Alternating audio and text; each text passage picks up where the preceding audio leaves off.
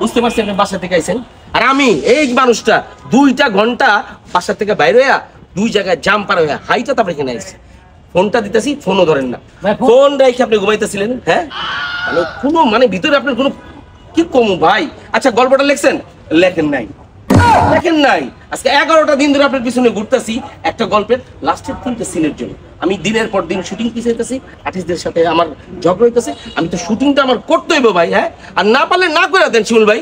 একটা গল্প লই আপনার পিছনে দিনের পর দিন ঘুরতে আসি, গল্পটা লিখতেছেন না আপনি। এসব কি ভাই? শুধু ঘুমাইলে দিন যাইবো আপনার? কথা কন।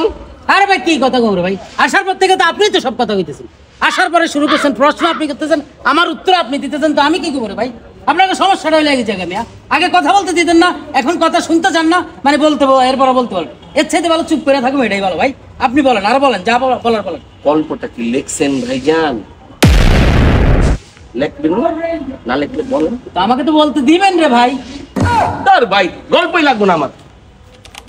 আমি আপনার গল্প দেওয়ার লাগে বইয়ারিস। একটা লোক একটা লোকরে আইসা ধুমধাম শুরু করে দেয়, কথা বলার সুযোগ দিতে হবে তো রে বাবা।